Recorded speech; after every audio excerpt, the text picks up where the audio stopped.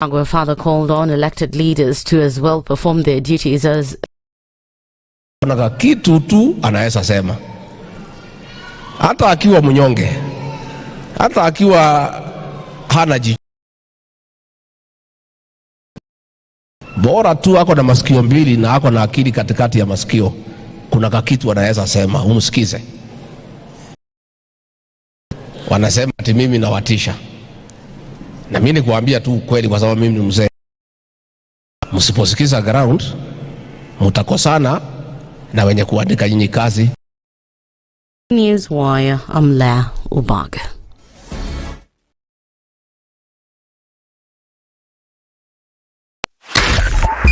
.5 Spice FM, Kisumu.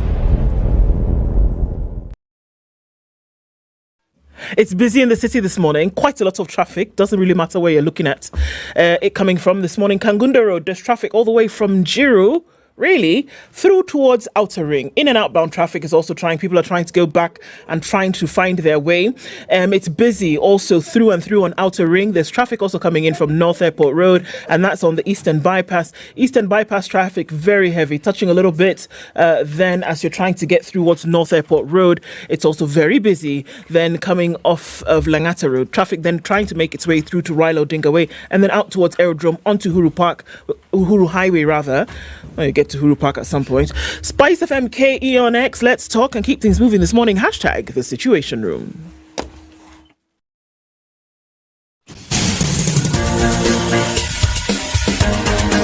This is The Situation Room, the home of hard-hitting political commentary and penetrating insights about the state of the nation. This is a talk radio experience like no other. The Situation Room, a place for hard truths, debates, and elevated conversations. The Situation Room, witty, political, engaging, deep, controversial. In the room, we have C.T. Muga, researcher, academic, seasoned political observer, a fountain of wisdom in these politically uncertain times. Ndu Oko, Nigerian by birth, Kenyan by choice, communications expert, Pan-Africanist, a truth seeker and believer in people power, and Eric Latin, agent provocateur, the man in the chair, seasoned journalist, news hound, a man who believes in punching up, not down. This is The Situation Room, the only way to start your day. All right, it is 7 minutes after 8. How are you doing? Welcome to the third hour of Kenya's biggest conversation, The Situation Room. Like we said, every hour we are going to be remembering that it's first of 3 days of national mourning following the tragedy at the Hillside and the Russia Academy. It's a sad one. Those many children dying and the manner in which they died, it's very, very sad. We again pass our heartfelt condolences to the family, to the school community, to everybody who's affected by that tragedy. Indeed. It's a bad one. It's a bad one. On to the second hour. Our guest is in the studio. He is Jimi Wanjigi. Jimi, what are you in Safina Party? Well, let me say I was the Safina presidential aspirant. But I hold no position of leadership in Safina. But I am a member. You're a member of Safina? I'm a member of Safina. Okay. And I want to just emphasize just what you have talked about, the tragedy at Hillside and Russia. These are our children, young children that tragically passed away, and we hear some are missing. There's also the young Gen Zs that also passed away. We don't know the exact number, between 61 and 300. I think we owe them a minute silence. If we can do that, please. Indeed. Indeed. Just a moment of silence in memory of all those that have died.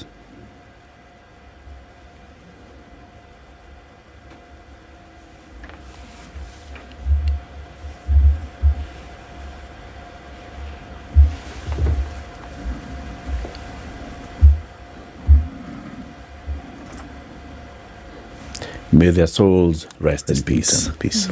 City, Give us the day's proverb. So you said this week you are giving us proverbs from... These are the final. We've been looking at countries. Remember, we started off with island nations of Africa. Then we looked at landlocked. Now we're looking at nations in Africa that border the ocean. And you said how many are there in Africa? There are 38.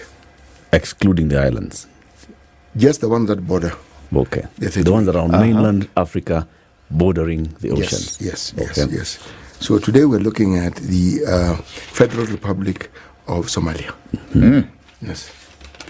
A country with a very, very rich history. You wouldn't know that until a coup was enacted and things went belly up, that country was moving ahead very swiftly and very well. To signify that, they even had a Supreme Court. Yes, they did. And when Said Barre was a major general, Said Barre took over, one of the things he disbanded was Parliament, Supreme Court. Constitution. Vunja yote. Yes. He didn't know. It caught up with him. Not. He did. Yeah, he did. He didn't know. It caught up with him. And the interesting thing about Somalia is that the government of Said Barre tinkered with scientific socialism, tinkered with Marxism, tinkered with many things. But the net result of what they did was they just became more and more and more and more repressive. So at some point, the citizenry said, you know, you. And that country is only now beginning to recover after very many What decades. did the colonialists call it? Well, the colonialists, before the colonialists, let's talk about before Christ. It was called Punt. Punt. Then it was British Somaliland. Then it was Italian Somaliland. Correct. Yes. Correct. Very good. You know your history, city. Reading is good.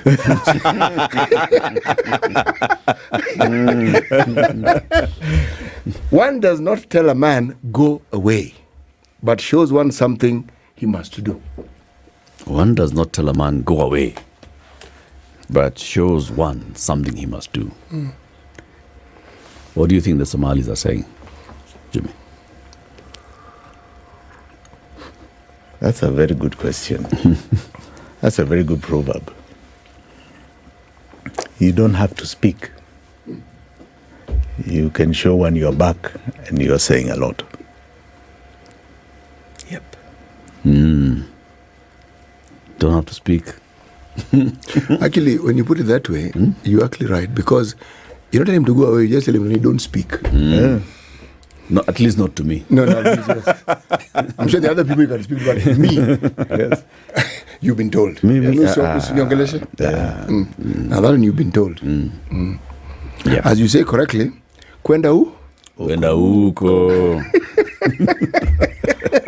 Sweetie. It's good to be back, guys. Good to have you back. Jimmy. Yeah, it's good to be back. Good to have you back. And good to see that your place is still Yeah. untraceable and unreachable.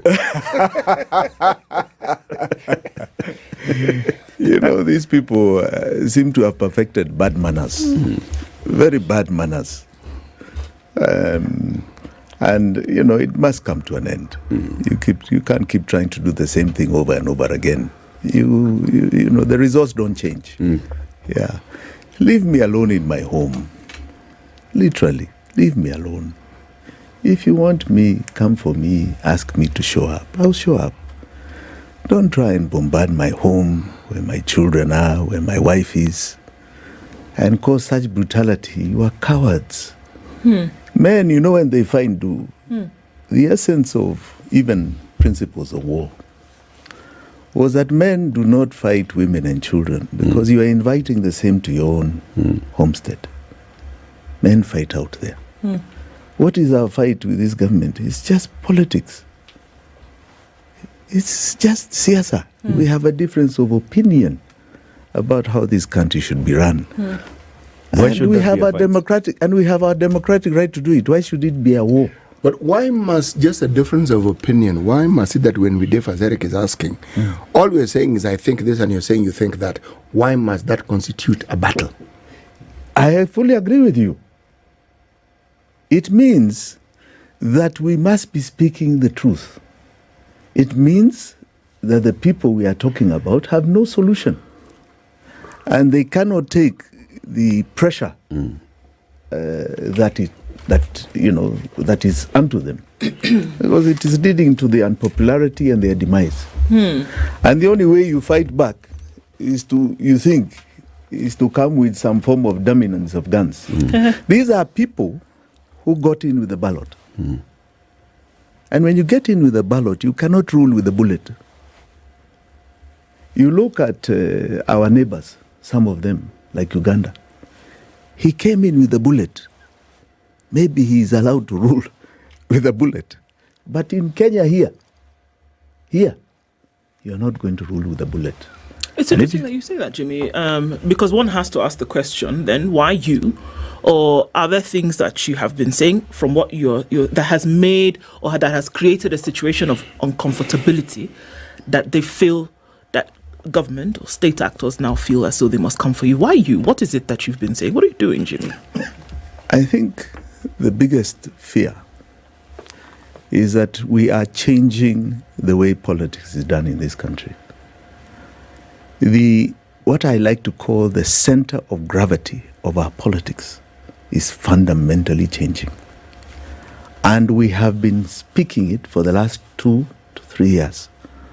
And many people are not hearing. Many people are wondering what you are talking about. The people who are currently in so-called power thought they could ignore it until Gen Z came out. And Gen Z came out, and you could hear their issue. It was the economy. You could hear their issue. It was about ideological governance. And it was said over and over. And there was a sudden realization that just maybe there is another conversation where majority are. A big majority of Kenyans are there. It is not the traditional politics of my community, my sijui, my 10 friends, who are enjoying some cake, my coming to the table with the different wagogo from different regions. The politics that the Mzungu brought here long time ago, that has been perfected regime after regime, even after independence. That is going away. We have become united today on one very basic thing, the pain we each feel about the economy of this country. Each of us are wearing a shoe, we know where the toe is pinching. We know. Each and every one of us. And I'm telling you, maybe apart from Ruto's 10 friends, there's no Kenyan who is not feeling some sort of pain. That is uniting us, and we are starting to ask the hard questions. Jimmy, what is wrong? It's interesting, because if you listened to what the president campaigned on and his messaging, whatever the Gen Z were saying was like a welcome extension to what he was saying, because arguably the president actually ran a campaign on issues to a large degree, signed charters, issues. You're saying this is what we want to do, this is what we ought to do. And part of the reason why he even got the support, there are many who felt it was a departure from our old politics. Now the Gen Z came and said, actually, there's this little detail, there's something called a constitution, and there's this thing that you're bringing, but for now, our point of contest is this finance bill, for now, okay, and spoke about it.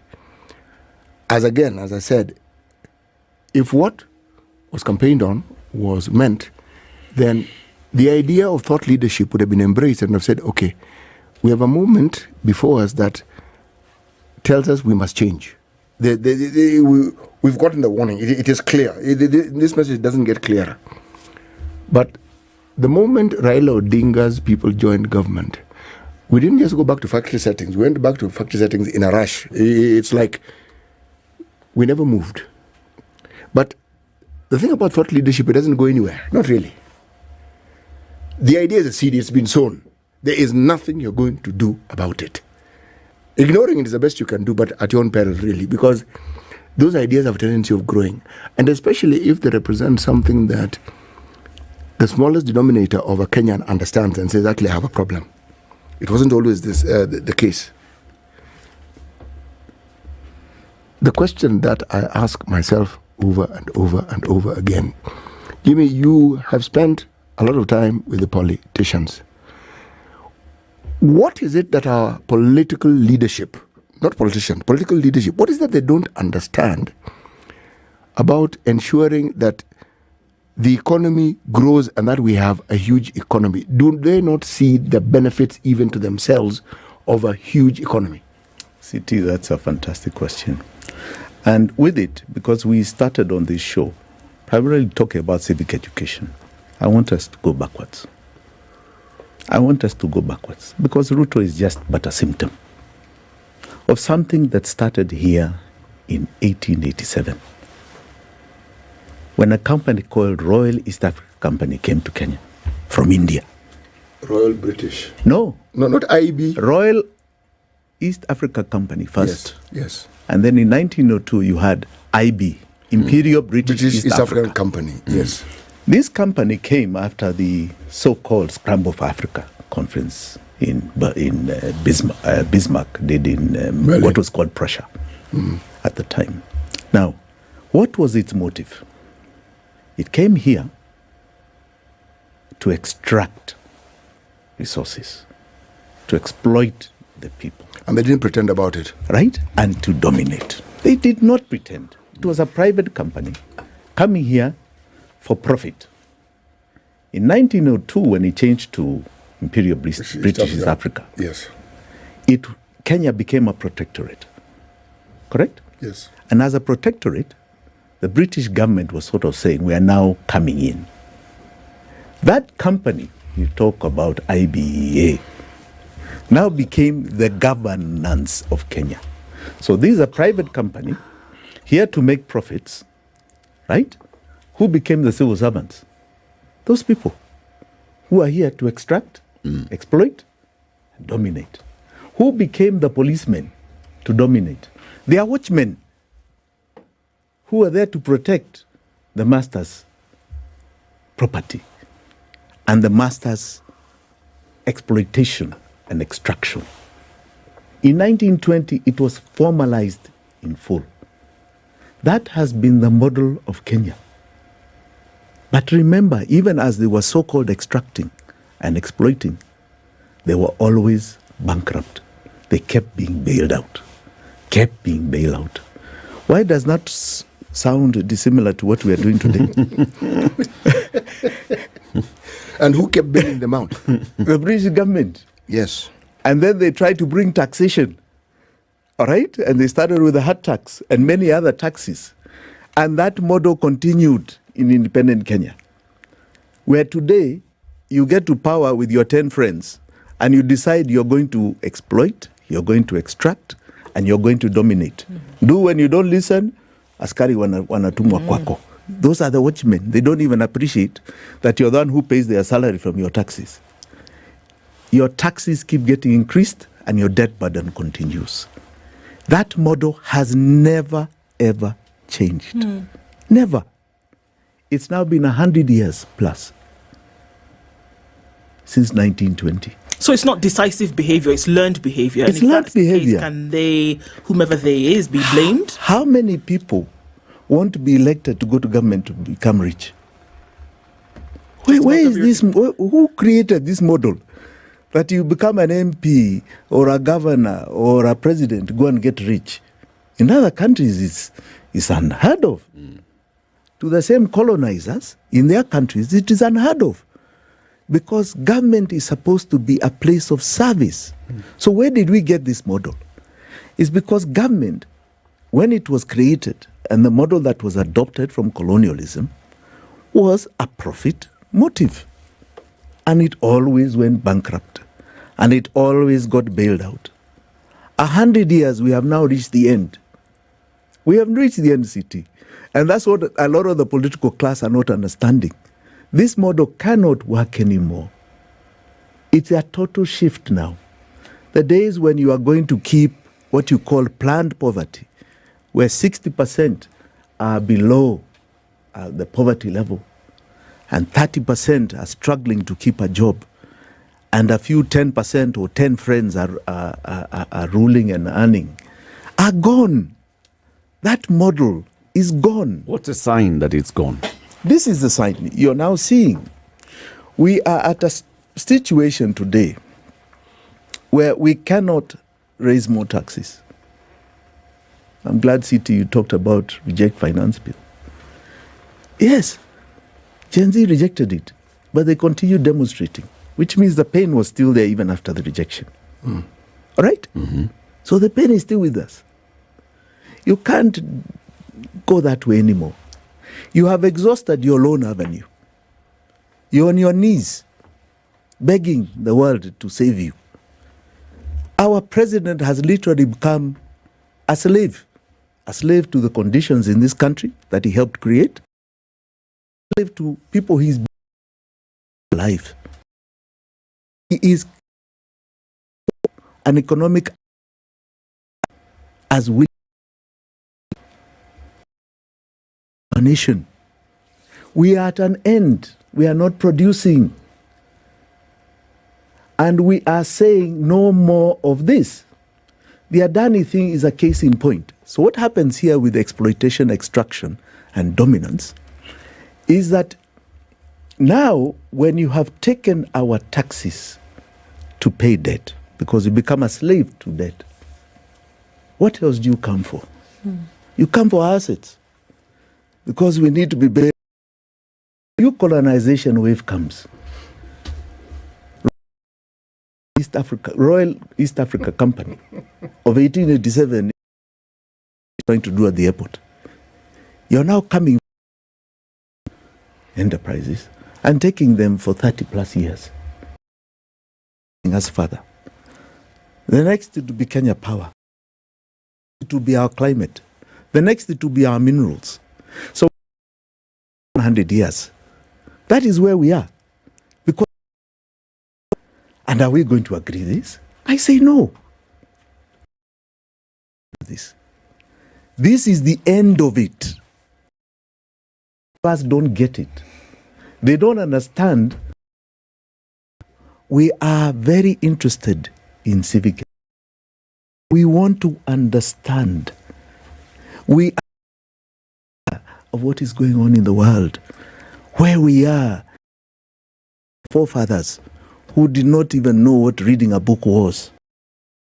At a very different stage in our lives.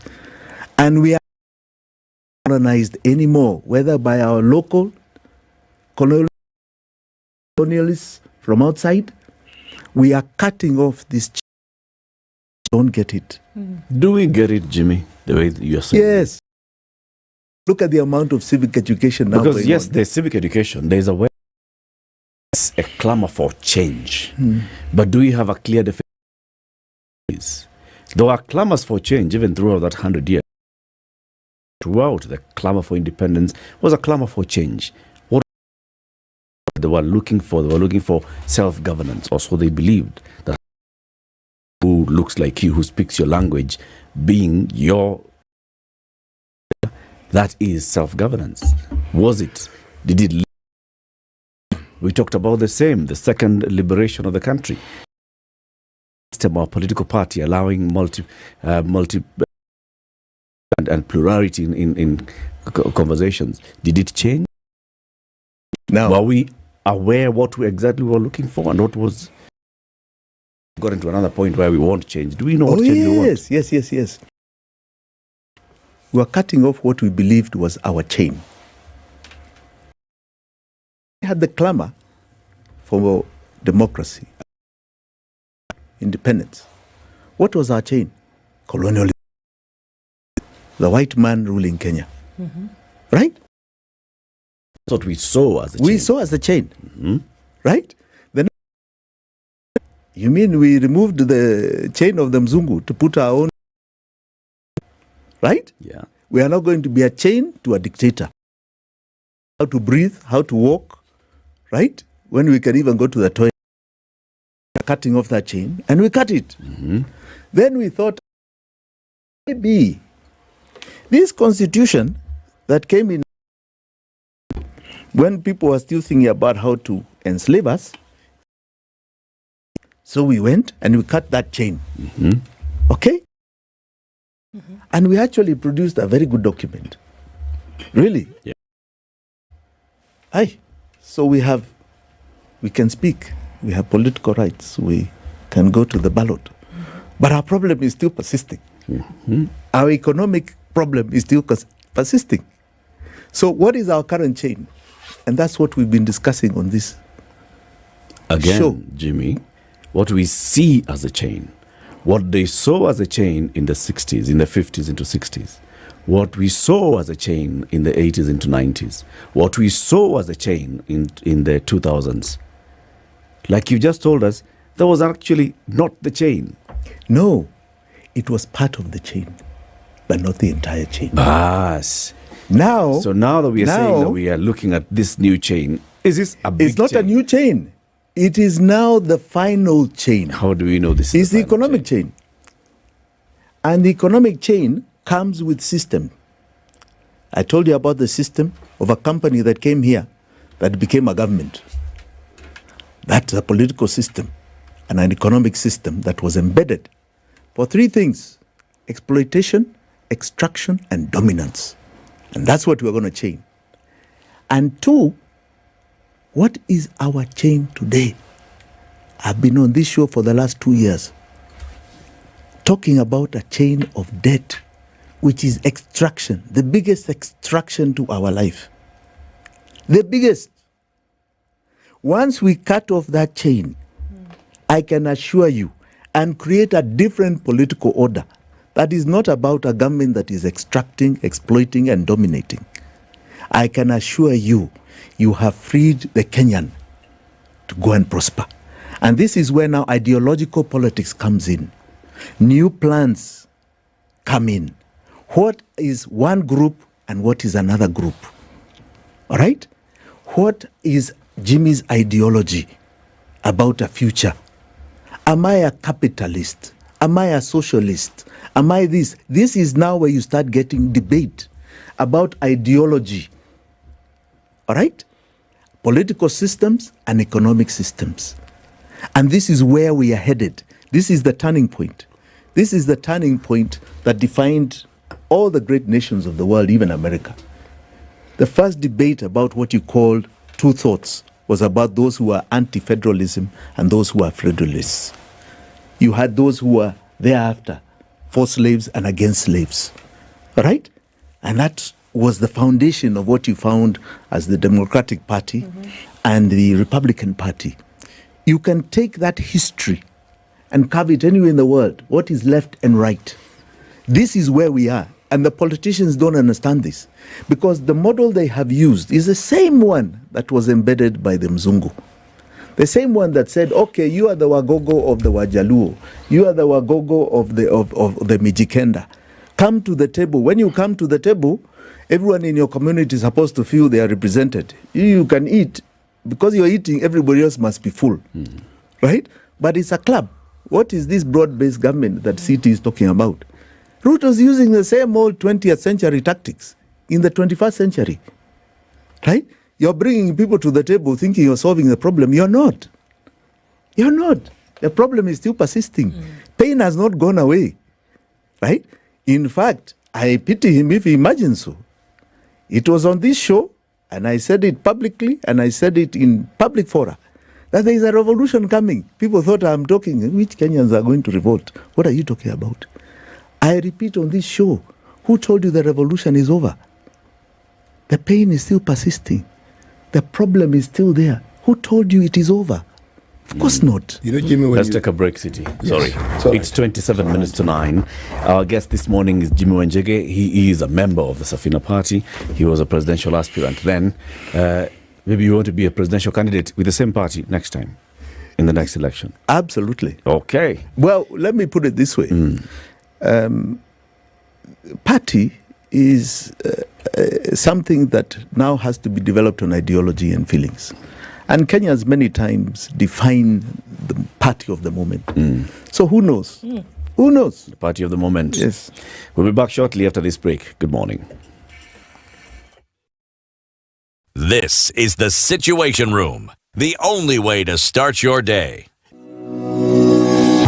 Kenyans abroad, sending money home should be simple and stress-free. Stay connected back home. Open your Credit Bank Nyumbani Diaspora account today by visiting www.creditbank.co.ke. Just a few clicks and you're all set to send love and support back to your loved ones. And that's not all. Explore a world of possibilities, including investment opportunities. It's fast, easy, and secure, bringing you closer to the moments that matter most. Visit creditbank.co.ke or call +254 70 907 2000 to learn more. Credit Bank is regulated by the Central Bank of Kenya.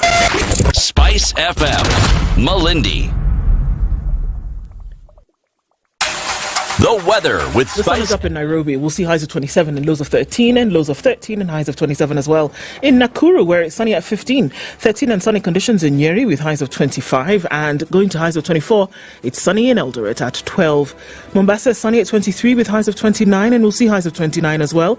In a mostly sunny Malindi at 24, 21 and sunny in Kisumu with highs of 31 and into a sunny Kakamega at 17. We'll see highs of 30 and lows of 16. It's a sunny morning in Kampala with highs of 20 and lows of 18, while Dar es Salaam at 24 will be sunny through Monday with highs of 29 and lows of 22. It's partly sunny at 16 in Johannesburg with highs of 26 and lows of 8, while Mogadishu is sunny through the day, currently at 26, going to highs of 31.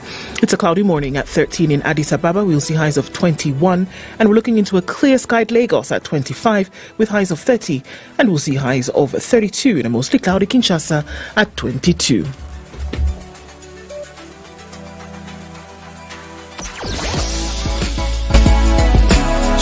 Spice and everything nice. Spice FM. Spice up your life. A very busy morning in Nairobi today, looking into the capital, and quite a lot of traffic coming in from the Thika Superhighway. Traffic is especially heavy this morning, and we're looking at it well past that Allsops stage junction. It's coming in heavy from Kasarani out towards the city. We're also seeing heavy traffic on Kiambu Road. All of this coming from the Northern Bypass, where we saw early traffic. And if you look beyond that, we're looking at well past Kiambu Road, out there coming in heavy, all the way from actually Kiambu itself. Very, very heavy traffic this morning. Not quite sure what's causing that. So if there's something that you need to let us know about, let us know and we'll spread the word. It's also heavy coming in from Gesha Road, Lower Kabete, out towards Spring Valley. And the traffic on the Red Hill Link Road, which you should be avoiding traffic with, is not funny at all. It's in and outbound. Coming all the way from Lavington, Mzima Springs, out towards Waiakiwe. Very heavy traffic. Avoid it if you can. And we're also looking at it heavy coming off of Landys Road this morning. In and outbound traffic is doing the thing. We get towards the Globe Cinema roundabout coming off Moranga Road. We're in traffic hour proper. Let's keep an eye on things and see how it develops. Spice FM KE on X, hashtag The Situation Room. Chilled Spice. Mature, intelligent talk every morning. Spice up yourself.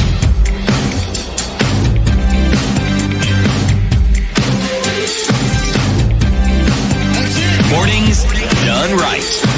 94.4 Spice FM, Nairobi. Our conversation continues with Jimi Wanjigi. City, you had a question before you took I the break. did have a question. In fact, I had two questions.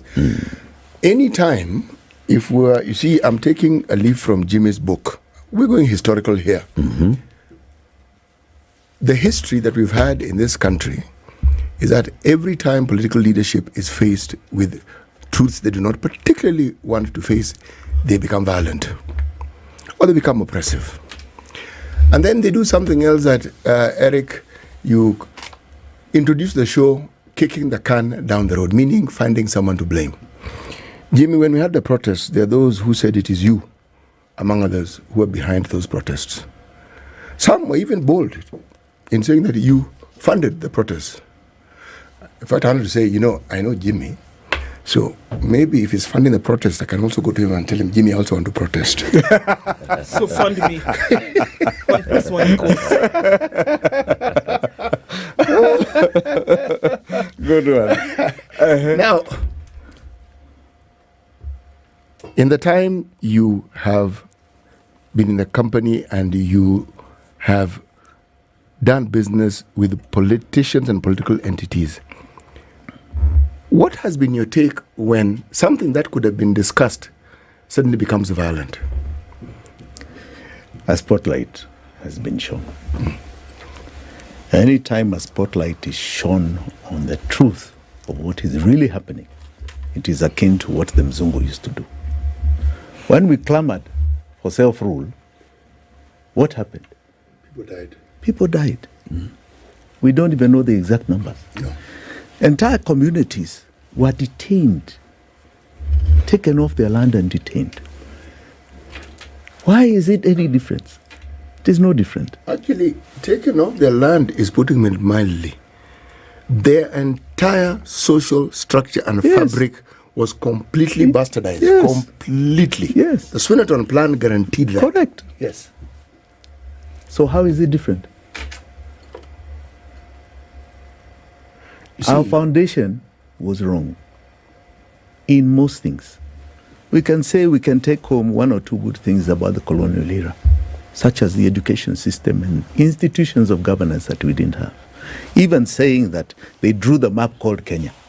And we are happy to be together with our diversity and our strength and our numbers. But in reality, we inherited a rotten system. It was never about pulling everybody together. And it was so by design. It was so by design. Yes. So the system then, those that were in power then, they could see the winds of change coming. Yes. And they could see with this clamor for independence, there's something that these people want. Yes. And the net effect of it is overthrowing this system that we have. Yes. So let's run ahead of it. Yes. And find a way of managing it so that Yes. we protect ourselves and our status quo in another way. Yes. And they successfully did it. Yes. I want to add something to that, Eric.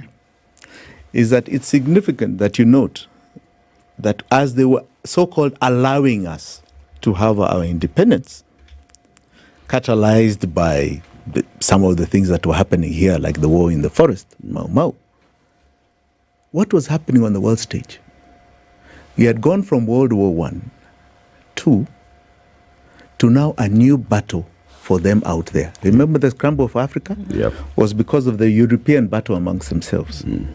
Right? Now, what was the new battle? There was a new battle with the sudden rise of Russia, China, and communism.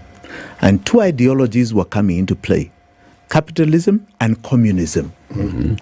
And the view I can tell you to our great so-called Europeans was that if they do not let go of our great continent, we are going to be liberalized. Our freedom will come from the communist part of the world. Yep. They will arm us. They will make sure that we get our independence through them and adopt communism. And so they were managed. getting ahead of even communism's growth. It had nothing to do with feeling that we are okay. And if you note on the continent, a lot of the countries that sort of started leaning towards them, that was the advent of major assassinations of presidents. CT. Or political leadership that had Political stood out. leadership that stood out. It was not about Pan-Africanism. No. I think that was only in part. The main thing was that they had So the East-West communist divide. East leaning. And there are very many documented historical books that talk about the CIA specifically hitting leaders. Okay. If you look at now multipartyism, and I want you to just note the dates, the clamor for sub-Saharan Africa specifically to get into multipartyism, in as much as we clamored for it here, it coincided with a very interesting historical point in the history of Western Europe and Eastern Europe. It was the end of communism. So when the Berlin Wall was coming down, right? Russia was changing, right? Yep. So-called one superpower was emerging. Yeah. And the greatest thing with that is that you say, okay, now that threat has gone, We now need time to rebuild our economy, right? And the problem is that we now have a lot of enlightened leadership in Africa who've understood us, who know us, who know where we are going, right? Now we need to send them into a different arena, which is... Let them fight among themselves. Yes! Divide and rule. Okay? So they don't focus on what we're doing. All right? Yep. As we don't focus on what we're doing, we grow. Right? So they grow exponentially. Right? What comes the next phase? Where are we now? But Jimmy, there's a What's happening now? No, let him tell us. So where are we now globally? What's happening now? What's happening now globally? So as they grew, what did they send as their chain to us? Debt. Right. They grew financially. This is where World Bank, IMF, the printing of the dollar grew. The Western world, right? At our expense, at our exploitation, grew exponentially, especially in the finance world. And then they come back and they start talking about one reform after another, right? Creating situations where we cannot compete. Structural adjustment they started with, then globalization, then sijui nini, right? And as we are on our knees limping, right? Limping, they come and you offer you bailouts. Bailouts. And aid. Bailouts and aid. And cloud your mind. Yes. No, now that comes now is the new colonization. Now we want to change our energy source. These people have got about 40% of that potential. New colonization. Because it's not only climate, it is also minerals. Because you need battery life. Yep. It's minerals. New wave. The other thing we have, exploitation, is people. We have a young generation up until the year and the next 100 years. The young population is where? With us. Yep. You need them as workers. The youngest continent on the planet. Yes. It's a new wave. And unfortunately, just like those periods, we had our slave traders. The Lokonya We had our home guards. Yeah, it was not possible to have it without local You have come to my point, Jimmy, that throughout there's the overall owner of the system who can see the change, and they appreciate the change, and they run ahead of the change. And then there's a local player who is also in a way seeing the change and taking advantage of seeing where to position themselves. Correct. Now, the current leaders are your friends, all of them. Ruto, Uhuru, Raila, Kalonzo, they're all your friends. You have sat, you have had conversations, you have dealt together. Many. If you're seeing it, I put it to you, they have also seen it. I don't think so. I put it to you that they have also seen it. I don't think so. I believe... And not just them, but the system is preparing itself for the next, which is why I come back to that question I asked you, are we sure of the clamor of the chain that we are going after, whether it's actually the chain that's going to give us the freedom, or are we going to be managed again into our so-called freedom? Do you know, there are many people, even as the clamor for our independence came up, they'll tell you there were a lot of people who used to argue that the African is not ready to rule himself. All right?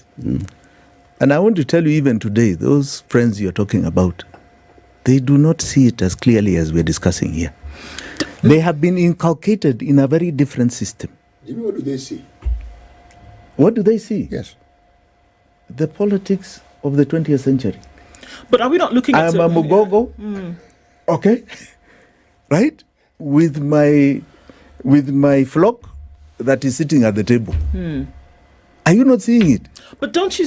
We even have leaders who are going around the country talking about their own communities.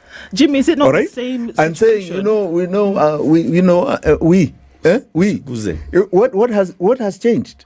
That's what I'm saying. Yeah, There really is no change. yes, Because they if we don't look- see it. If we Eric, if we look I at what disagree with you. happened many years ago, Yeah. when we talk about the exploitation and the extraction, there was not just extraction of resources, there was extraction of people. Exploitation of people. Yes. This did not happen without the the local people making it possible. There Yes. were local individuals who made sure or made it possible for this extraction to happen. You don't Yes. just come in and take over like that. There's somebody who gives you, somebody who makes a way for you on the local side.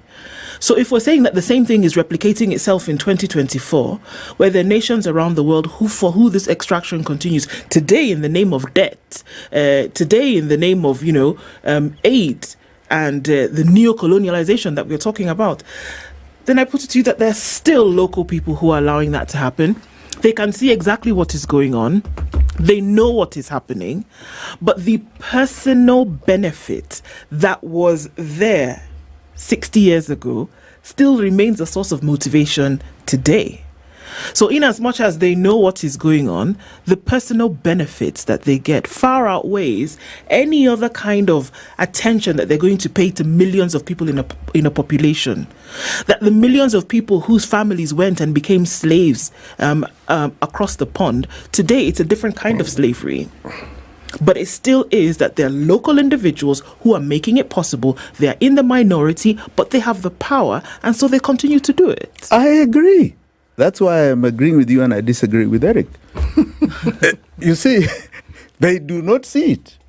And if they do, and I don't think they do, they are very happy with the status quo. But that's what So makes they it are worse not, for me. they are not change agents. That's And what that's makes why it worse for me. that's why I'm saying that the center of gravity of our politics has changed. But that's what And makes if you Jimmy, want to understand it, Gen Z.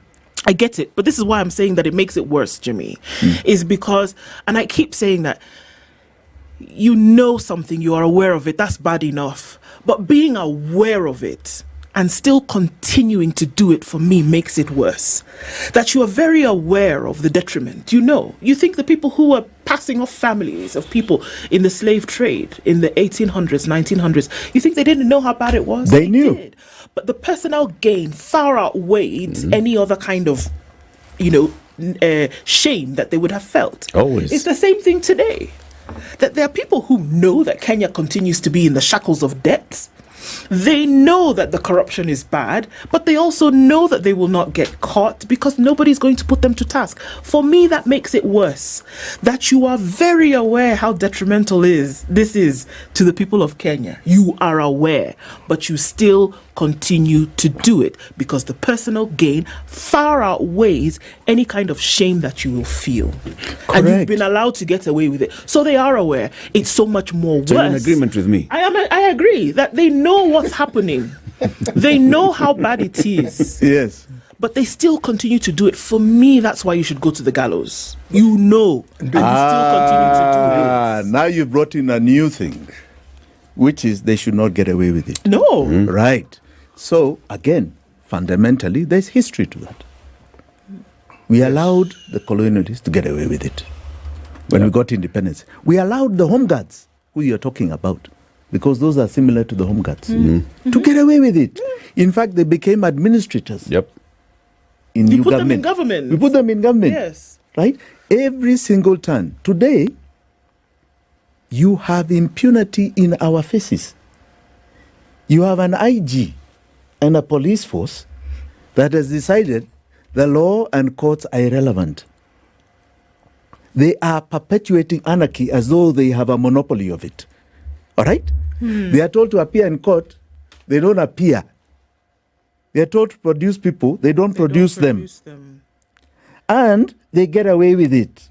And tomorrow's a new day. So listen, it is something in us. And when you start saying you want people to be held for account, you're told, when you are revenge, the country is more important to go forward than backwards. You're given all sorts of reasons as to why. So we are our own worst enemy. We have allowed it, right? And I think in principle, when Jomo Kenyatta took power, he said, we forgive but we should not forget what has happened to us.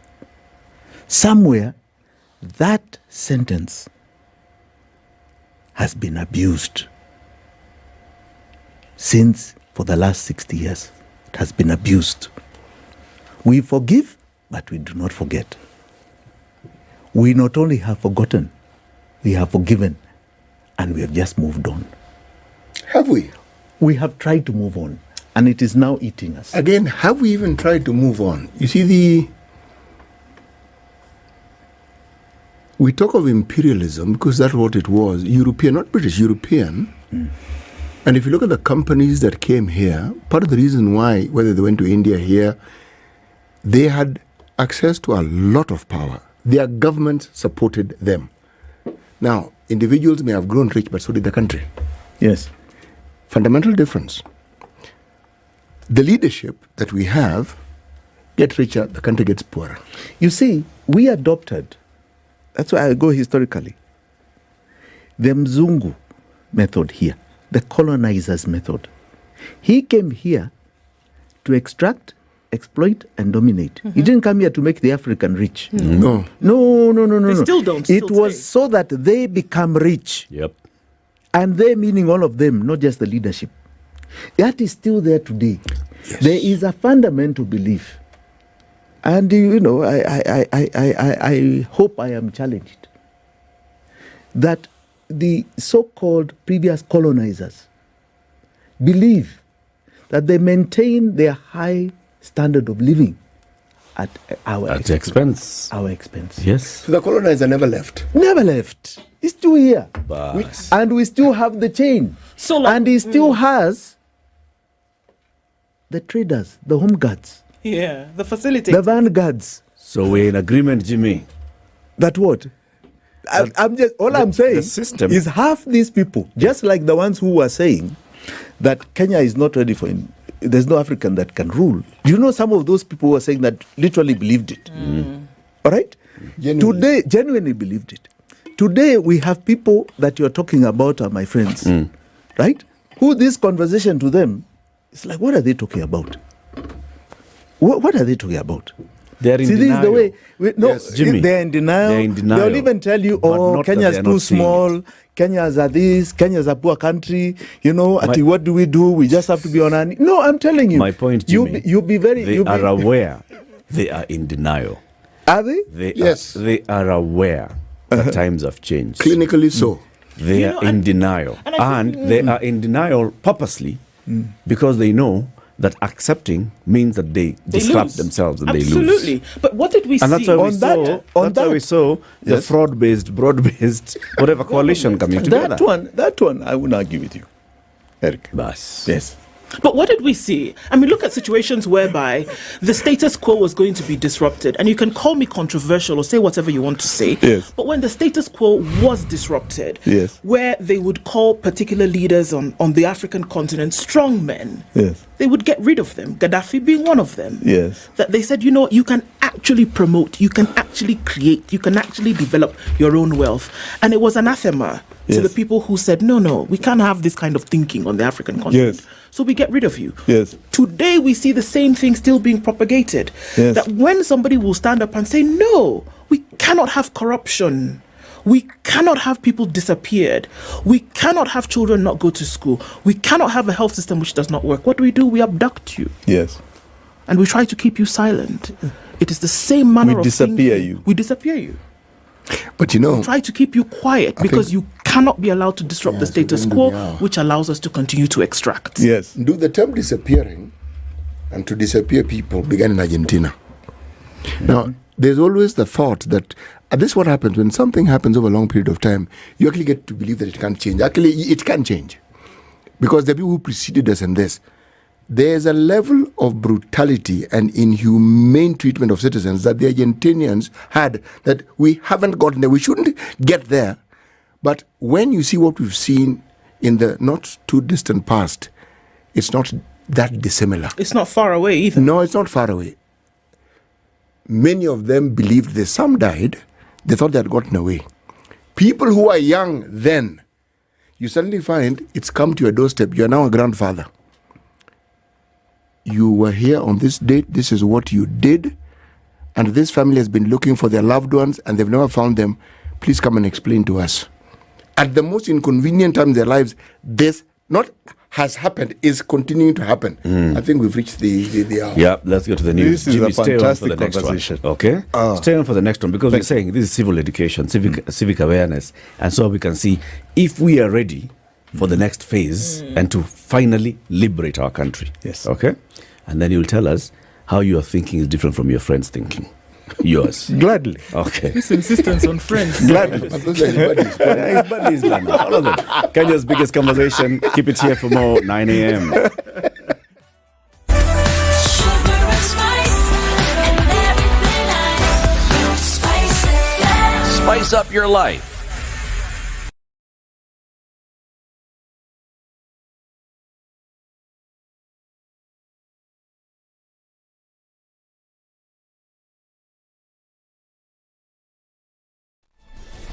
Good morning. This is the News Wire. I'm Leah Ubaga. The Directorate of Criminal Investigations will today begin the process of identification of the bodies of the victims of fire at Hillside and the Russia Academy in Nyeri that claimed the lives of 21 pupils. Nyeri County Commissioner Pius Murugu says the bodies have been preserved in the Narumoro Level 5 hospital awaiting DNA testing and post-mortem. Police in Igembe, Meru County are investigating a fire incident at Njia Boys High School that destroyed properties of unknown value. The fire broke out last evening as the students were taking their supper, affecting the Jamhuri dormitory, which houses 150 students. Police said no injuries were reported in the incident. This comes after a series of other fire incidents affecting separate schools in the country. Machakos Governor Wavinya Ndeti has dismissed claims of being detained in the United Kingdom over claims of attempting to smuggle millions of shillings into the European nation from Kenya. Wavinya noted that the claims are doctored to taint her image and are sponsored by her political nemesis. The governor further asserted that she'll be taking legal action against those spreading the claims, warning that anything that befalls members of her family shall be blamed on the suspects. She maintained that the attacks on her family shall not cripple her efforts to transform Machakos County and improve the livelihoods of county residents. Acting Inspector General of Police Gilbert Masengeli is expected in court this morning to explain why he should not be punished for disobeying court orders. The judge last week pushed the matter to today after court proceedings were hijacked by activists. If Masengeli fails to turn up, this will be the fourth time he'll have snubbed court summons. Mugambi had on August 28th directed the Inspector General of Police, DPP, AG, DCI and National Intelligence Service to immediately disclose the whereabouts of Bob Micheni, Jamil Longton and Aslam Longton to the Law Society of Kenya, which has filed the case in court. The government has bowed to mounting pressure to review the new funding model for higher education and formed two working committees to look into the issues raised by students, parents and other stakeholders. Education Cabinet Secretary Julius Migo says the formation of the committees, which he tasked with reviewing the implementation of the model and make recommendation. This came as a last-ditch effort to appease student leaders who had called for nationwide demonstrations against the new model that categorizes learners in 5 bands based on their ability to pay, family backgrounds, cost of courses, among other factors. Meanwhile, education stakeholders want the government through the Ministry of Education to organize sensitization meetings with students in the university so that they can take the learners through the new funding model. The call comes at the backdrop of challenges facing the new funding model and the complaints from the students. This comes at a time that a number of learners joining institutions like Rongo University are still having a problem in understanding how the new funding model works and how to access the funding too. Rongo University Vice-Chancellor Professor Samuel Gudu stated that a number of learners joining the university are still having a problem in accessing the funds and also understanding the whole funding model. Gudu said the university has established a desk to help the learners with problems related to the new university funding model. And finally, in the international scene, at least 48 people have been killed in the central Nigerian state of Niger after a fuel tanker collided with a lorry carrying passengers and cattle. According to the country's disaster agency, the Niger State Emergency Management Agency said the collision happened at about 12:30 local time on Sunday and caused an explosion which engulfed both vehicles. Director General of the agency, Abdullahi Baba, said response teams were dispatched to the scene to manage the situation. A number of other vehicles were also caught up in the explosion. That's the news wire. I'm Leah Ubaga.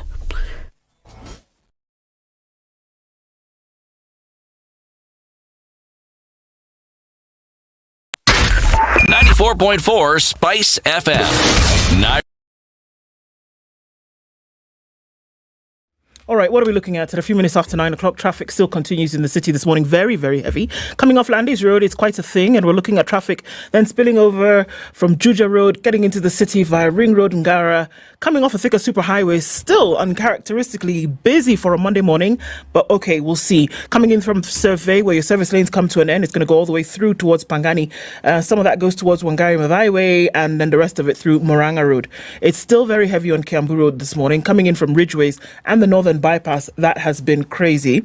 And also traffic then coming in from James Gishiro out towards the Red Hill Link Road, Kuna Road, Lower Kabete, Spring Valley, all of this doing the dance with traffic this morning. Looks like we're going to get a late exit out of traffic hour, but we're going to keep an eye on things. Also, we're looking at heavy traffic on the Uhuru Highway this morning as you get into the CBD. Let's talk, guys. Tell us where you might be stuck, or if you find a much needed good route this morning. Spice FM, KE on X, hashtag the Situation Room.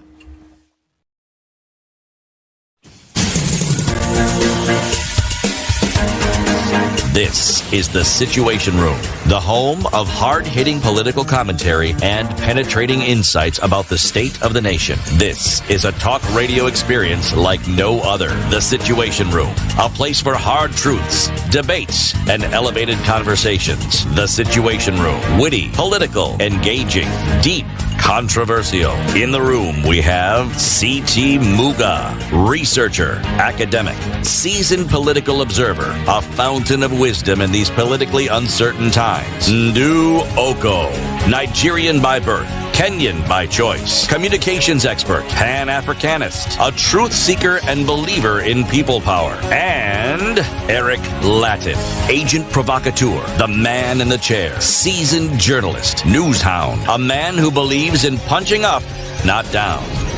This is The Situation Room, the only way to start your day. All right, so welcome to the final hour of Kenya's biggest conversation, The Situation Room, 7 minutes after 9. The conversation continues with Jimi Wanjigi, and also we are now joined by Ken Mijungu from KTN. Ken, mambo vipi? Fiti. Very good. Away for 2 weeks, you displaced me. Yeah. I was almost sitting comfortable. Then you just shot the Eric, Your lip should have been longer. don't let this man con you. He was sitting in a corner somewhere. He wasn't sitting where you're sitting. And then he took off anyway. Yes, Hey, he right. took off. Like, he only On the did day we not were ready to buy like him, 4 what do you days. call it? GKB JOK 75,000. Happy Yes. birthday belated, by the way. G700. You would know about it. G700. 705,000. You would know about it. Oh, so now we understand when your birthday came, you ran away. Happy belated birthday. Thank you, Jimmy. Good to see you Good again. to see you too this morning. Karibu. City. Yeah. Welcome, Ken, with the day's proverb. Yes, Ken, our proverbs for this week comes from a country you know well, and from people many of whom are your friends. Okay. It's from the Federal Republic of Somalia. Okay. One does not tell a man, go away, but shows one something he should do. Okay. You're supposed Your to tell me what you interpretation. think of the proverb, bro. I know what I'm supposed to say, Yeah. but I'm still digesting it. So one does not tell a man, go away. No, he doesn't. But, doesn't, But okay. he shows them something he should do. Okay. I think you need to know when to stop as a man, but you still need direction from some other people, especially on things that you don't know you should be doing, but someone can tell you what to do. That's my interpretation. There are things that automatically you know it's time to stop. Does anybody understand what Ken has just said? Okay, what has he said? That's how Gujarati. So sometimes you have to know when to stop. And when you're a man, especially, you And must know especially when to a stop. man when you stop. Do you understand that manly explanation? Sure. What does Ken say? It's always time to stop. Useless people. Did you hear that? But Ken, you've explained it well. I tried. This is the sort of fellow who, when he was a student, he was asked, can you please tell us what a conductor is and describe it? He says, yes, teacher, I can tell you. A conductor is something which conducts something else. Not even funny. It's not even funny. But is it not true? It's true, isn't it? It's not even funny. That is a good one. Using the same thing to explain the same thing. That's true, man. Ken Karibu. Asante. So, Jimmy, as we were going to the top of the hour, we were talking about then what is it? You said we are at that moment where, as a country, we and the Gen Zs have shown us that it's doable. And they have actually shown that they are understanding that there's pain. And they're deciding to take action on the pain.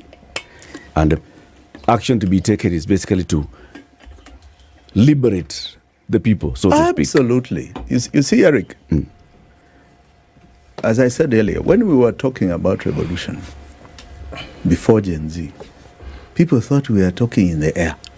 Kenyans, no. Kenyans will never come out. Kenyans will never do this. They were underestimating the pain.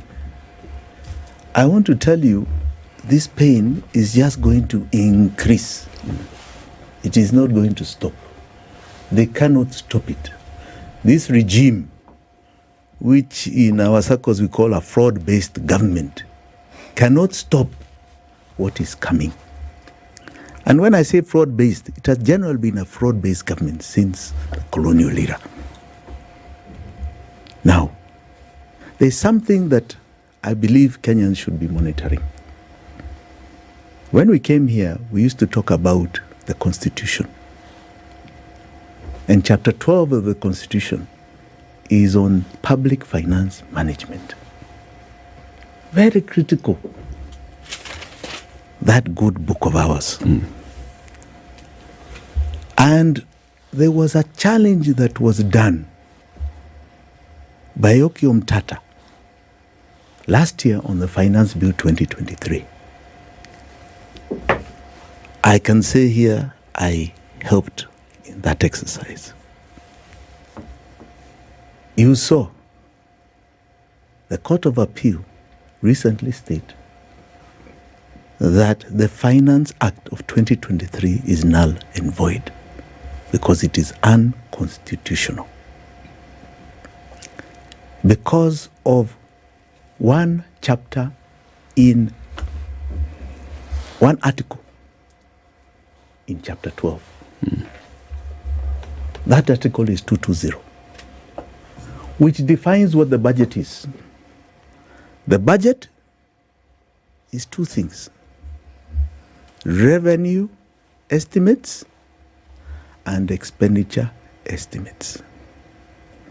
And it said the last budget did not have, and the last budget appropriation bill did not have revenue estimates. It was a long journey, up and down, but the Court of Appeal was very clear.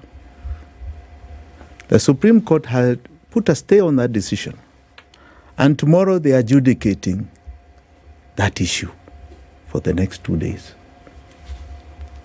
I want to say categorically here, Eric, they cannot rule against the Constitution of Kenya. So it is a foregone conclusion what they are going to rule. Because the revenue estimates were not in the budget, so you cannot anchor a finance bill on revenue raising measures. You did not say what your revenue estimates were. Right? As per the Constitution. But it also means something else. It means without it, you do not have a budget. It's important to understand. 220 defines a budget. Without it, you do not have a budget. Without a budget, you also cannot raise tax. What they did in 2023, they've done in 2024. And where they may have anticipated that by the time there's a ruling on the 2023 finance bill, 2024 would have gone, Gen Z kicked out the 2024 finance bill. So we are back to 2023. And that is going to be kicked out. The Supreme Court has no choice. If you read Article 2 of the same Constitution, subsection 4, it literally says this: any act, any law, any activity that is contrary to this Constitution is null and void. It doesn't stop other things that have been happening in the past, Jimmy. And if we're just looking at... they can't stop it. Well, I think... How does the Supreme Court... been able to get by with ignoring fundamental parts of the Constitution. Like what? Well, absolutely. Like what? Well, if you want to look at, for example, safeguarding livelihoods for Kenyans, maybe you would say that it is not... it is vague or it's ambiguous. That is vague and ambiguous. All right. This one is black and white. Okay, well, let's look at things like, for example, where Parliament ought to do certain things. No, it's black and white. No, give me a black and white example. Parliament ought to do certain things. For like example, what? Maintain the 2/3 gender principle. That there's a decision on. Is there? Yes, an opinion was done. Okay, yes. So when... but the decision, opinion was done in the previous Parliament. In the previous Parliament. They need to activate... There's schedules. There's schedules which have not been enacted. They need to activate an opinion on this. There are schedules that have not been activated. Those are schedules. Current Constitution, those are schedules. Which have to be implemented, which have not been implemented. Those are schedules. Where I'm going with this is, how will you guarantee that a constitution actually will be followed, where things like by the same courts that you speak of, which is one thing that you've complained about in the past, where court orders are blatantly ignored, where, and that's another thing that's vested in the Constitution, that the courts, the Supreme Court, for example, is one that ought to be obeyed and adhered to. Okay. How do you say that you will be able to go into a government where things like that are blatantly ignored, where you do not have the right, again, we go back to disappearance, which you've been clamoring for in the last few days, whereby people have the right to not be disappeared so blatantly, or in the full glare of the public, right? And so here we are saying that there is a need for a different kind of governance to overtake in Kenya. So I want to give you the input. How? And I'll think give you we the go input to the of how. this. Yes, the how is this. That this provision that has been broken in the Constitution means they cannot collect taxation. It means they cannot take debt. Those are instruments not in their control, in ours. Because if the law says they have not followed the law, how does KRA come and collect tax from me? I'll refuse. I'll tell them to get out of my premises.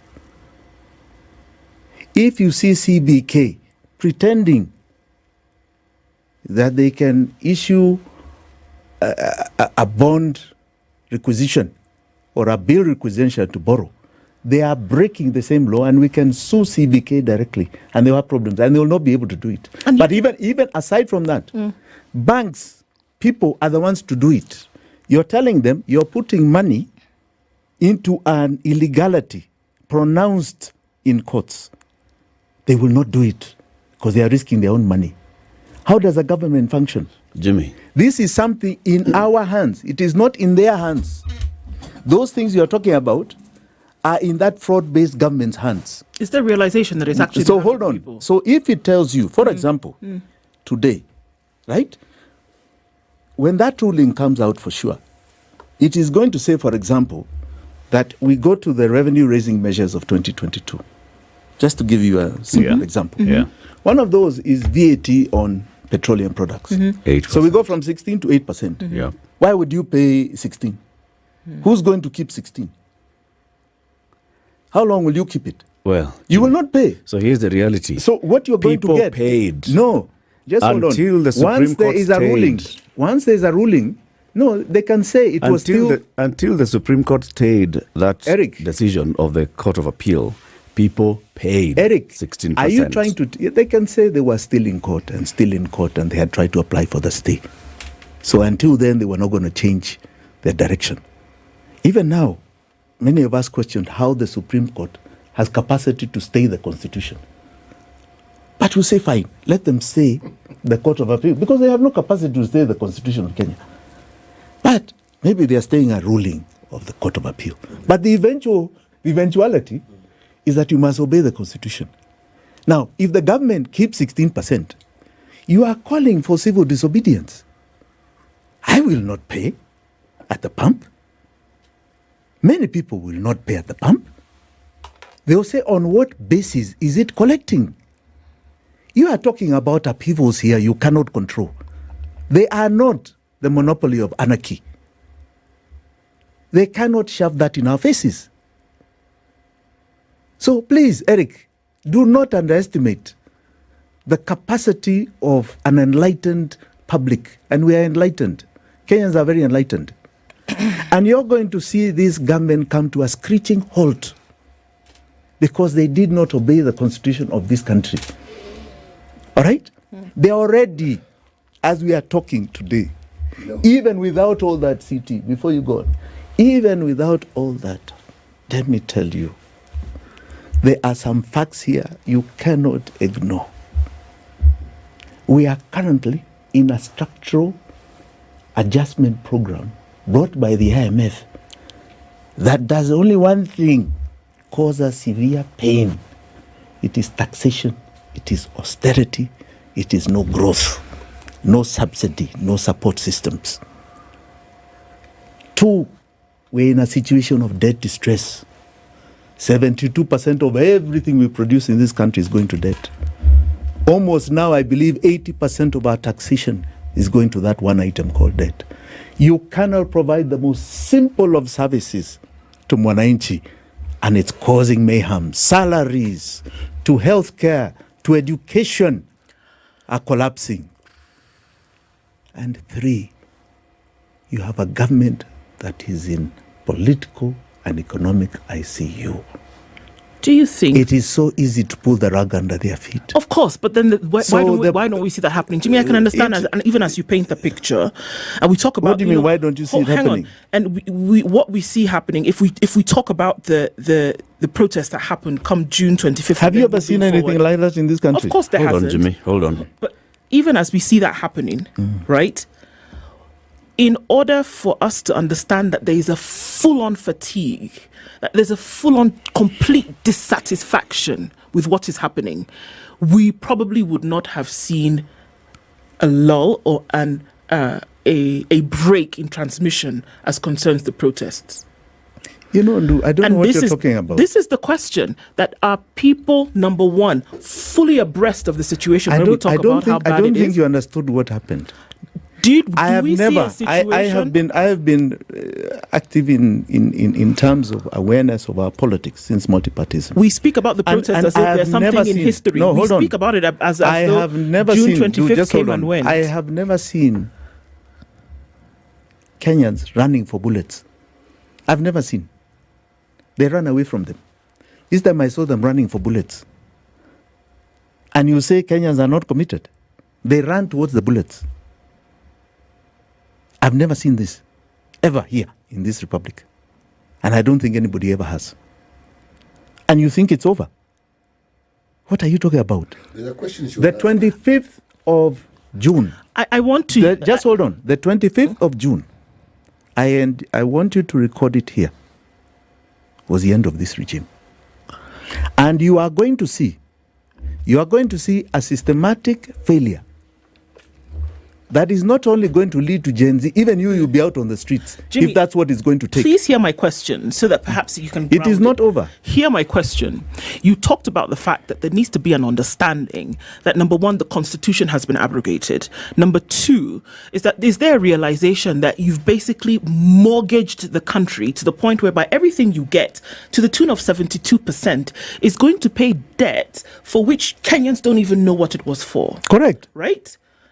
Have we seen that people are so frustrated to the point whereby there will be no letting go of this thing? What happens? Because it's like a baby. It doesn't matter what you do. Or when it's pregnant, when that baby is coming, it's coming. There is nothing you will do to stop it. And that is where because we it are. has come to the place whereby we are here. You can talk. The doctor can say, "Wait, I'm not ready." The woman herself can say, "Wait, I'm not ready." It's coming. It's coming. Is Kenya at that point whereby you say people are so frustrated with the system? People understand that their livelihoods are being stolen.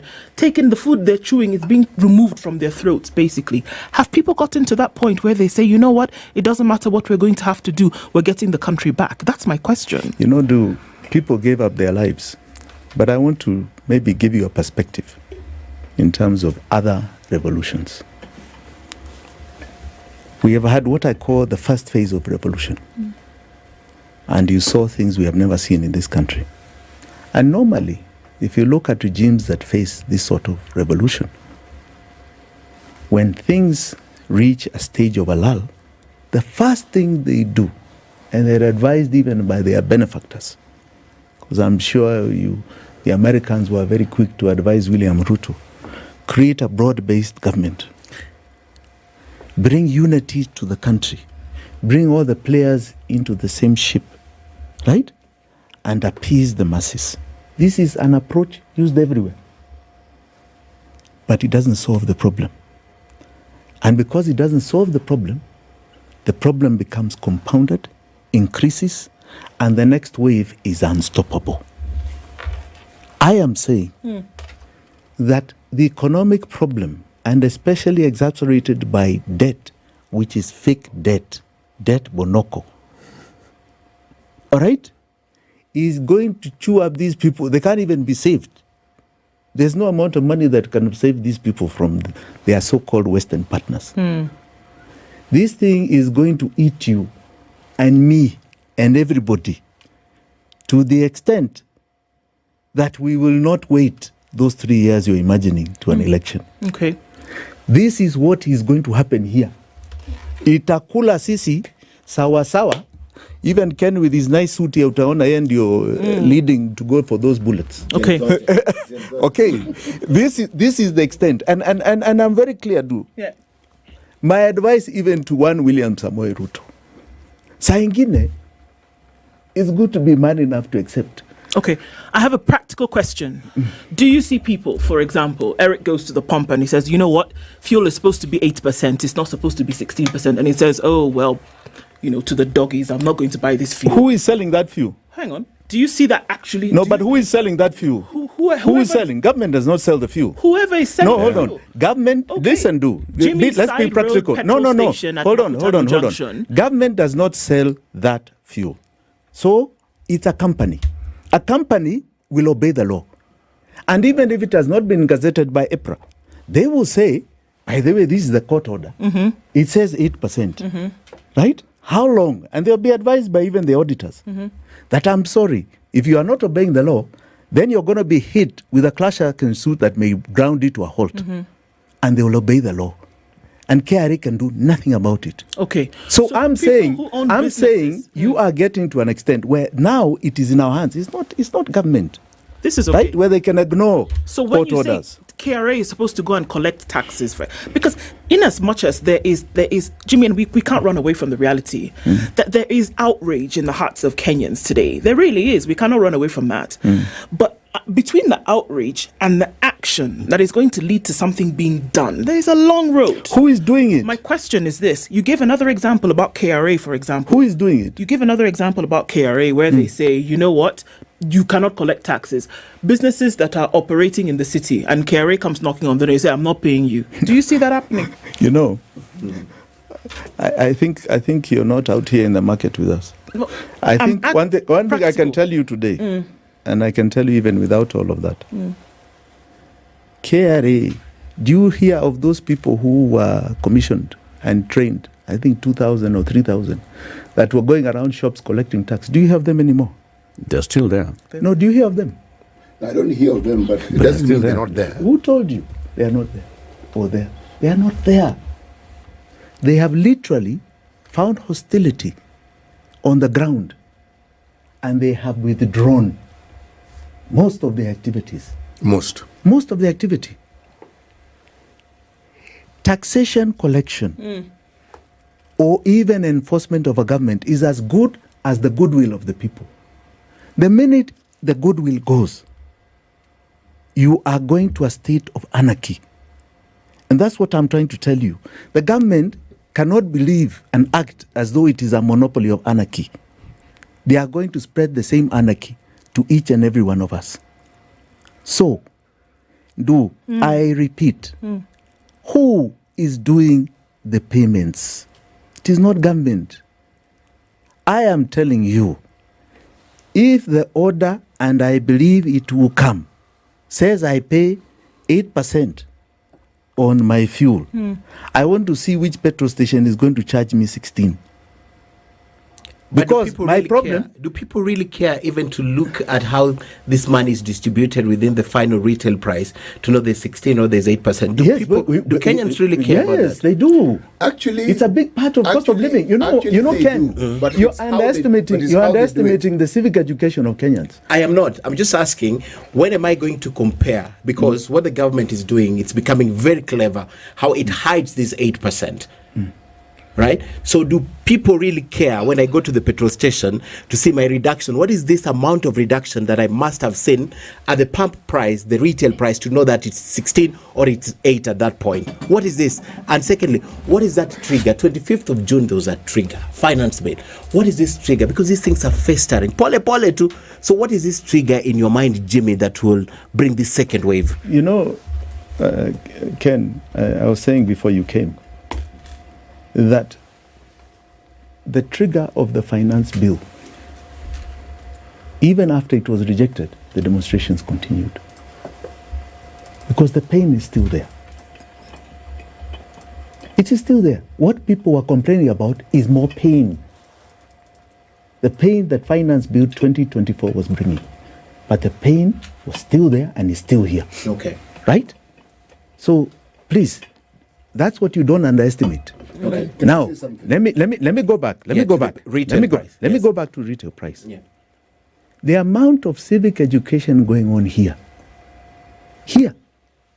today, if you read Twitter or go on TikTok, it is continuous civic education, right? Being broken down even in different languages. I have a young man who approached me to say this debt thing, I have now broken it down to 7 languages on TikTok. And it is so that everyone can understand. You've heard of others who are going around the country with civic education. Others who are talking about Bonoko projects. Right? This thing is no joke. We are now counting the pennies. And do not underestimate the intelligence of our people. They are so far ahead of even these leaders. You're going to get the shock of your life. Now, you're talking about trigger. The trigger is this. Not only is the pain not stopping, it is increasing. Because the more you have this situation where a government is catalyzing no growth at all, is in distress, debt distress, that is pain to each and every single one of us. I was on this show talking about debt default.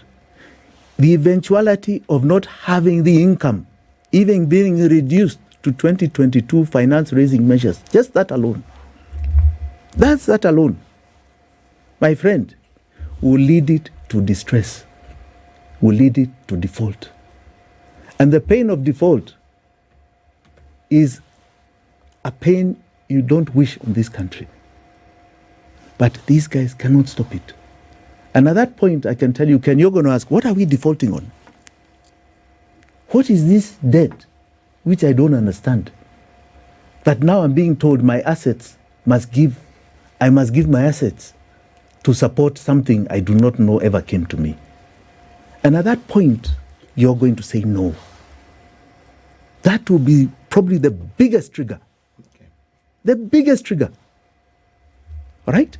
Because as long as you do not have the taxation, the income, to deal with this ever-growing thing called debt, you're done.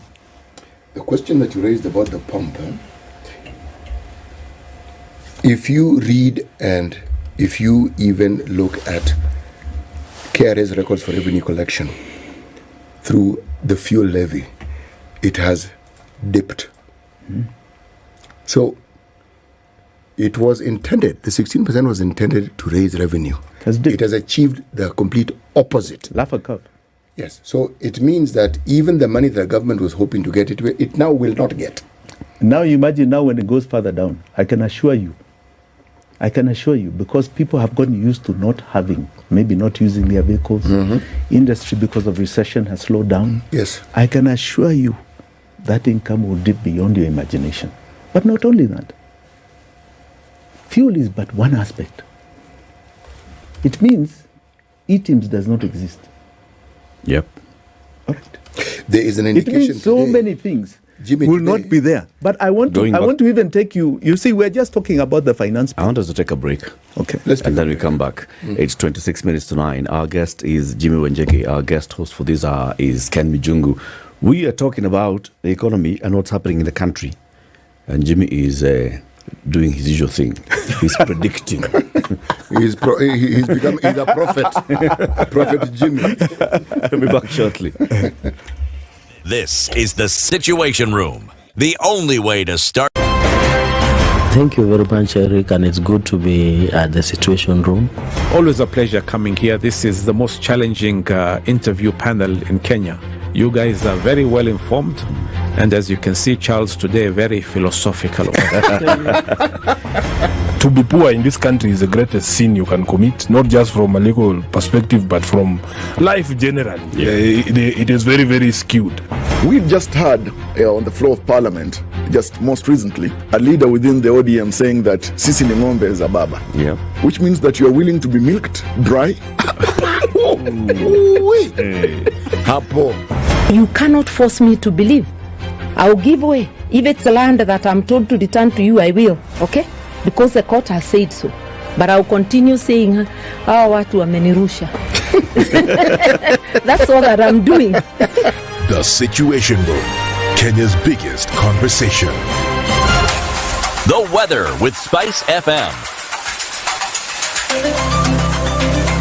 Mostly cloudy or sunny conditions in Nairobi. It's 18 degrees and it's 19 and sunny in Nakuru, 17 and sunny in Nyeri, and 18 and sunny in Eldoret. 27 sunny conditions in Mombasa, 27 and the same in Malindi, and at 26 it's sunny in Kisumu, and you guessed it, sunny at 24 in Kakamega.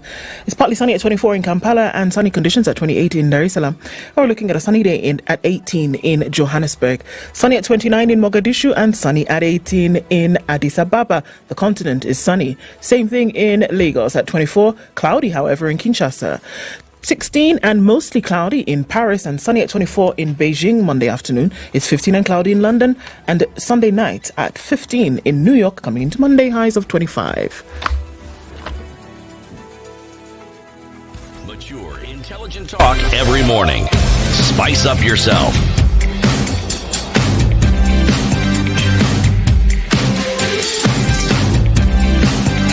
Mornings done right. 94.4 Spice FM, Nairobi. Yeah, we continue. 23 minutes to 10. Our conversation with Jimi Wanjigi continues. Ken Mijungu is our guest host. Ken? I know Siti wanted to ask you a question, but even as Jimmy predicts doom for this government, there's a lot of hope, especially in the broad-based government. I know you have a name for it, but the broad-based government bringing the ODM people to government seemingly brought a lot of hope. There are people who say it's a lull before the storm, but I think the ODM people in government right now, if you look at the way they're speaking, they tend to have taken a different trajectory altogether. They seem to be admitting there's a problem, and they seem to know there's a solution. However, they're asking for more time, which you couldn't give President Ruto. Now, Ken, I'll be very clear to you. As you know, a lot of my debate has been about public finance management. I was on Citizen a few weeks ago, where John Bundy is also a friend of mine. The current CS? The current CS is a friend of mine. Yeah. And I said, I hope he does not make the mistake of his predecessors. I hope he is very careful with whatever he signs that his officers in Treasury give him. I hope he does not break the law. And I said the indication will be the Gazette notice that comes out every single month on the estimates of revenue and expenditure. All right? He was about to sign his first one, and he did. All right? He was about, and he did. And he did. And I said, be very careful what you sign. And he signed that Gazette notice. Mm-hmm. And I put the question to him today.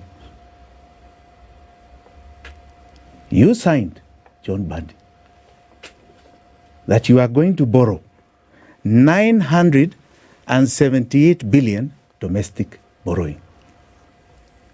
978 billion. That is 1 trillion shillings domestically. You signed that you're going to borrow 593 billion external loans and grants. You have signed borrowings to the tune of 1.6 trillion shillings this financial year.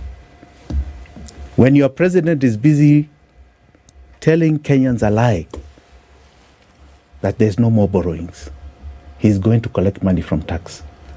I ask John Bundy the following question. Where are these borrowings in the budget? Which budget? The budget that was passed. Whether you want to call it the appropriations bill, that is the budget. Where are these borrowings? Approved by Parliament. Parliament approved. Borrowings, external loans and grants of 276 billion only. There's no domestic borrowing it has approved. Parliament approved development projects, even in this supplementary so-called budget that they brought, of 476 billion shillings. All borrowings must go towards development. Where is this extra money going to? The law says you can only borrow for development. Which borrowing is this for? You have signed an illegal Gazette notice. You have now become the owner of ODS debt. One day, John Bundy, you will ask yourself, when you are before a court of law, what the hell did I do? Did he have a choice? Yes. What was the choice? He's the Treasury Cabinet Secretary. There's a As document. I said, I warned him before. Are you looking at the bottom line? Are you asking questions of your Treasury officials? Are you following the law? The law is clear. You cannot borrow what is not on the budget. Where are these borrowings on the budget? They don't exist. You have put your hand to a Ponzi scheme that is our chain and our slavery. This so-called broad-based government has officially become a fraud-based government. Do you understand, Ken? They are perpetuating a fraud on 54 million Kenyans. There's no change. It's the same thing. By the way, these trillion shillings that's borrowed domestically, who's lending the government a trillion, Bob? These banks.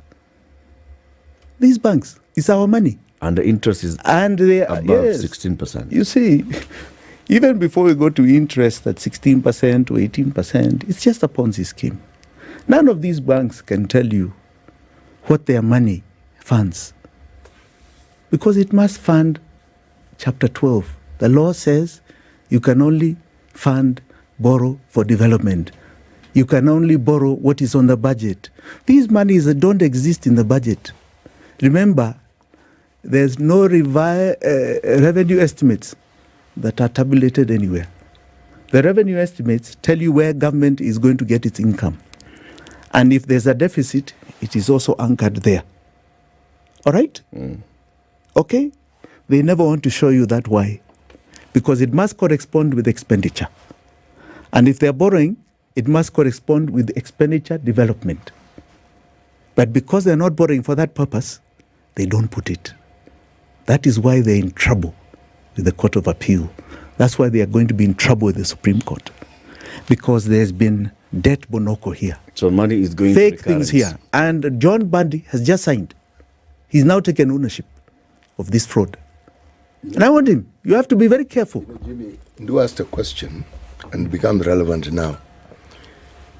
When you have a situation in Nakuru County where goons who are being shepherded by the chief of police of that region are removing patients from hospital, the court summons him, he does not come. The court summons him again, he does not come. Then, small fry, that's Nakuru County. We come to the national level. Big boss Mwenyewe. How many times? Was it 5? Yeah. Maybe he'll come today. Yes, maybe he'll come today. We seem to have a culture where, and it began in the Uhuru era, where court orders, as far as certain individuals are concerned, exist to be disobeyed. Now, Supreme Court says, okay, guys, this can't happen.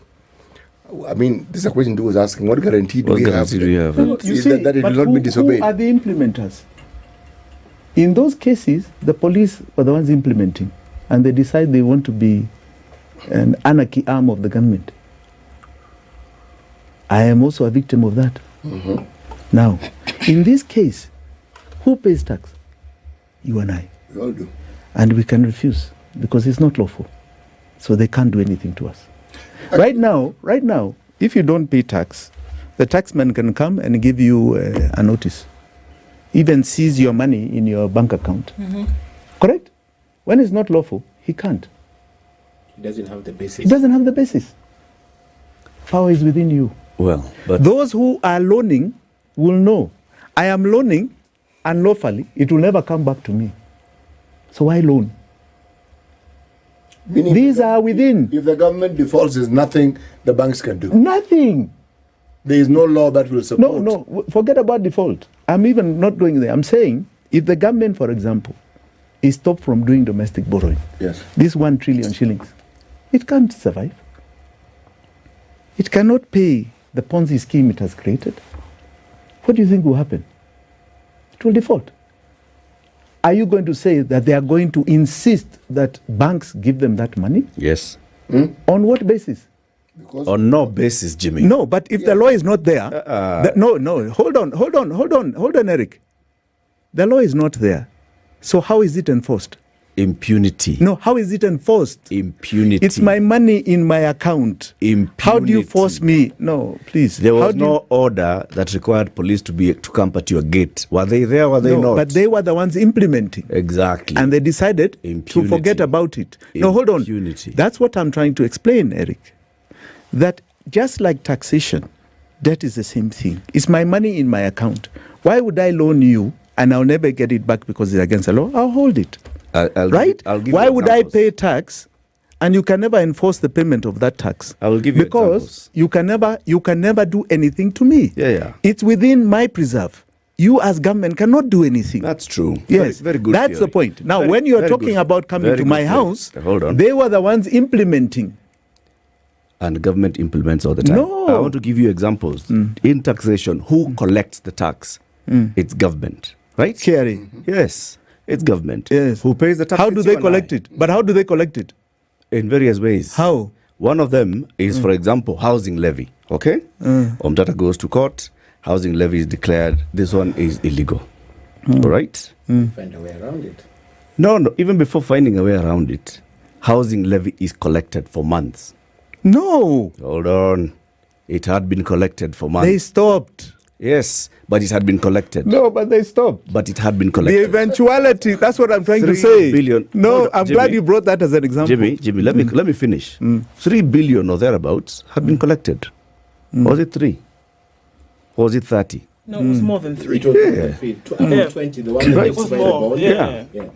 Had been collected. The next thing was, now refund or find ways. Has it been refunded or found ways? Hold on. Yes. The Court of Appeal says Finance Act 2023 is illegal. Okay? The following day is the 14th of the month. What does EPRA do? Its thing. It comes up with its thing.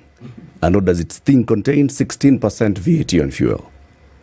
Up until the day that the Supreme Court said, halt the implementation of what the Court of Appeal had said, what happened at the pump? Prices were based on 16%. Impunity, Jimmy. Eric. You're asking on what basis? Basis is good theory. No. In practice, Eric, impunity will make Eric, you are happen. distorting facts. The facts. Before you respond, Yes. to add on that, the reason why the banks will still give government money, they're the biggest trading partners to the government. That's why our Whose money is it? Our interests Whose money are is high. it? It doesn't matter, but the biggest trading partners of the government. So they will definitely look at where the bread is buttered. Okay. This is the government that gives the most business, so they will do I will it. be very clear here. Yes. First, Eric, before I come to you. Eric, housing levy was stopped. Yes. And the eventuality is the government had to stop it. Yes. Right? Yes. But even before the government stopped it, you had advisories across the board from accountant firms, from employers federation, from unions. That money is not to be deducted. Yes. And it stopped. Even before the government acted. So it stopped. Because that deduction is done by private people. Your employer deducts it. A union can complain. All right? The government is not the implementer. Jimmy. And even before they removed it, it was cut. So I'm trying to be practical. You asked us. Let me finish. I allowed you to finish. You said I'm distorting. So Eric, correct the facts. That's the fact. I'm trying to correct that you are saying the practice and the theory are two different things. The practice was there. Even before the government withdrew it, the Employers Federation stopped them. Okay. Unions stopped them. Let me finish, Eric. Let me finish. I allowed you to finish. Was there an employee who was deducted housing levy during all this time? No, please. I have answered your question. You haven't. It was stopped. And it was withdrawn from payroll slips. They then had to come back with another thing called housing fund. Mm-hmm. Okay? And until then, it started again. So let me Eric, I've allowed you to talk. Let me correct you. There were deductions for the housing levy. Okay?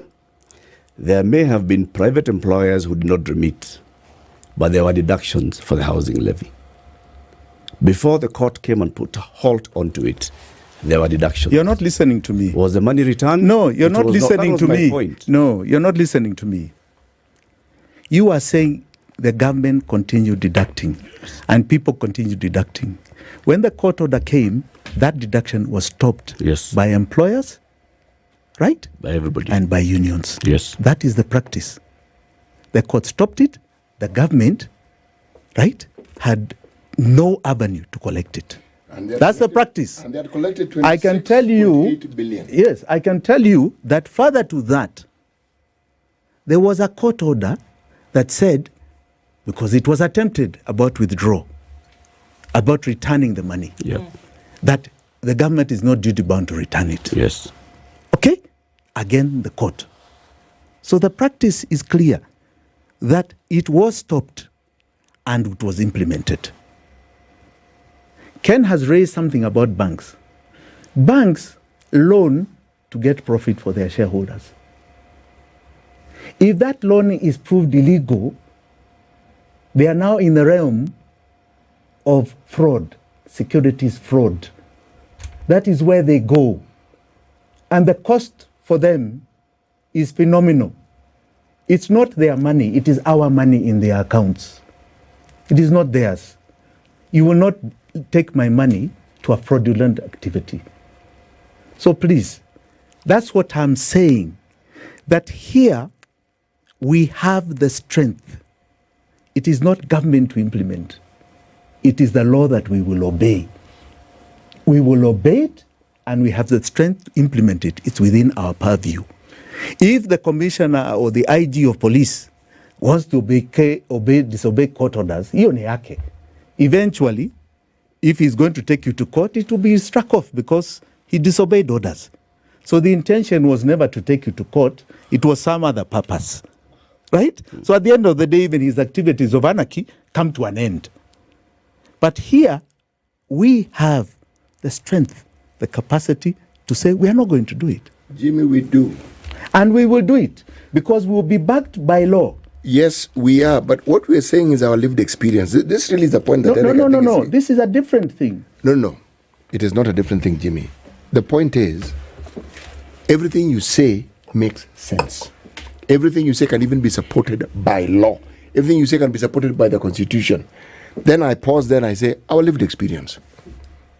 You see, when you have people who are in political power and positions and they are hell-bent on doing exactly what they want, not what the law says, that seems to be our lived problem. So tell me, CT. Yes. How do they make me pay tax that is not lawful? For instance, what you say about the pump, I would like to see if the petrol stations will reduce that cost. They have no choice. Because then they're anticipating, just like the employer on the housing levy, they are going to be anticipating a direct hit to them, not to KRA. Because you hold them accountable, not KRA. I understand. So the basis here, please go slow. This is not the normal thing. And I'm glad Eric brought up the housing levy. The court stopped it. It is the Employers' Federation, it is unions that said you cannot deduct anymore. And that deduction was removed. Long before the government pronounced itself, it kept saying, oh, we are changing. The court said we are changing, we adjust this thing. It pronounced itself. It's the same thing here. Because who are the implementers?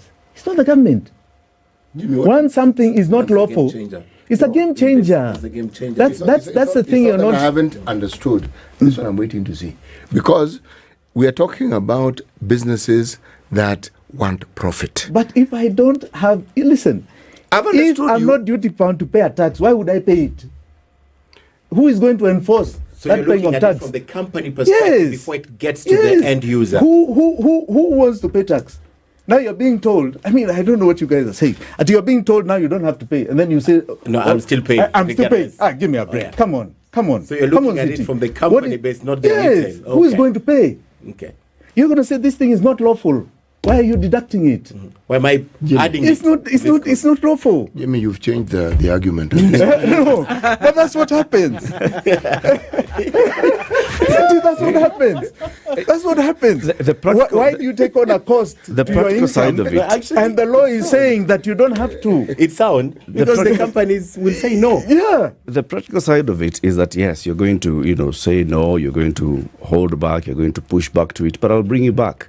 26 billion shillings was collected. No, the law. 26.8 billion shillings was collected. Yes.